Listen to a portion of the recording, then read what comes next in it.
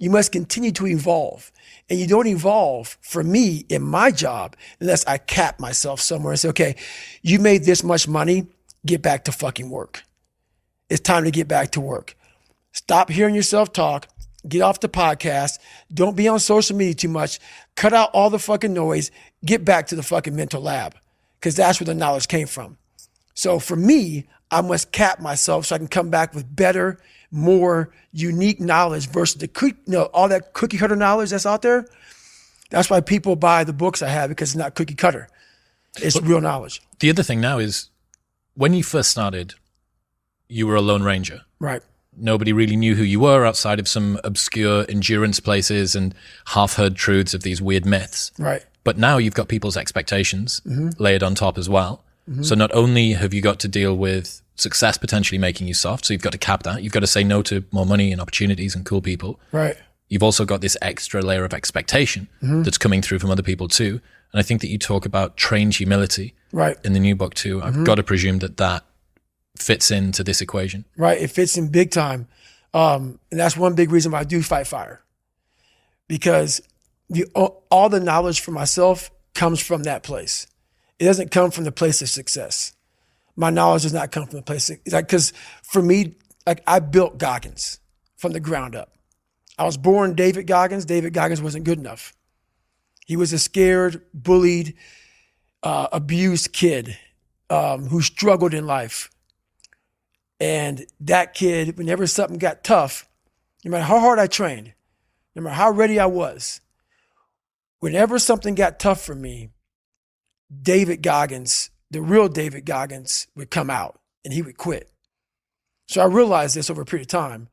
So I had to build Goggins. And in that process, I had to go back to that mental lab. And that mental lab is at scratch. That mental lab isn't that trained humility. And so that's where I get better.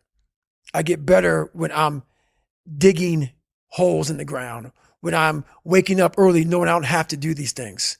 That's where I get better. So it's important to stay hungry. It's important to stay hungry, but it's important more to stay humble within that hunger.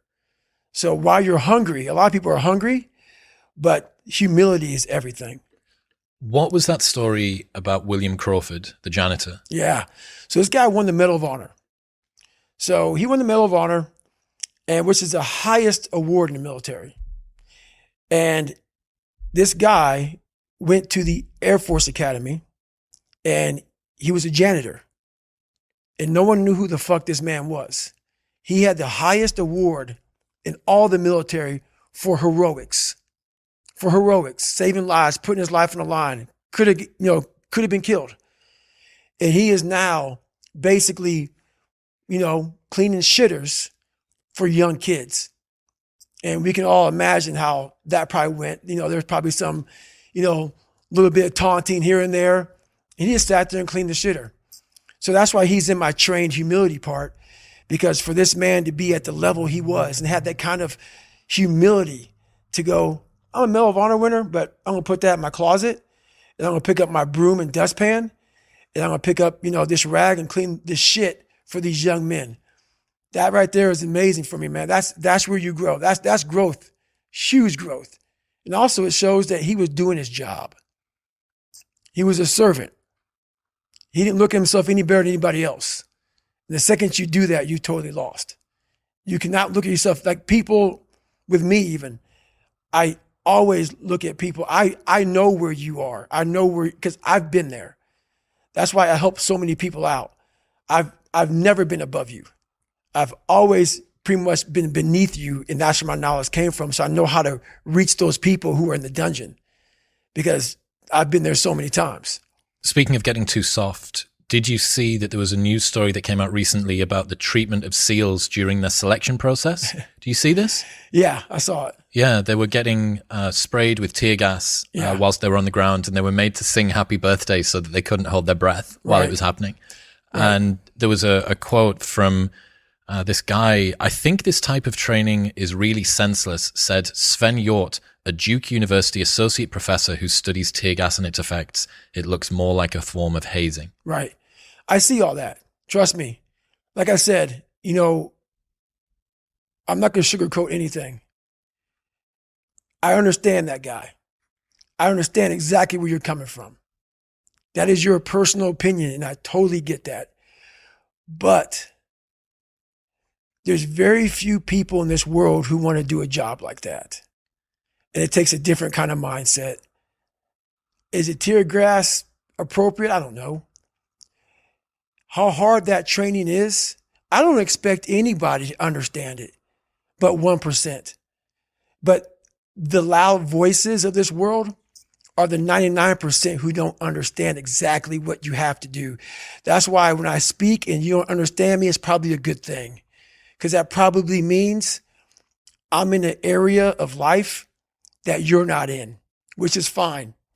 That's why I don't judge people. And this guy right here judging that, unless you've been there and done that, and you really can't speak about it unless you're in those situations that are so hard that it takes a special human being to get through them.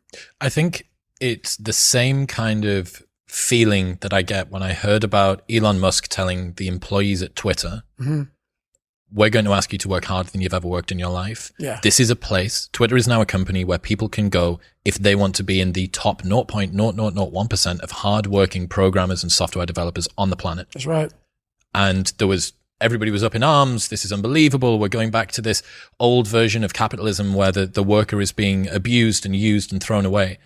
What they didn't account for is that there is a non-insignificant cohort of people for whom that's their dream. That's right. People who want to be able to get up on a morning, having gone to bed 4 hours before, and can contribute to some sort of progress that they think, this is what I'm here for. Yep.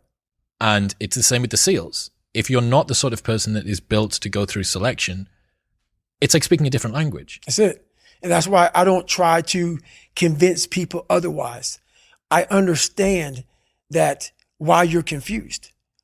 I understand why you say things like that. I'm not saying anything bad about that. I understand it. But also, what you don't understand, what you fail to understand, is the other side, that you need people like that. You need the Elon Musks.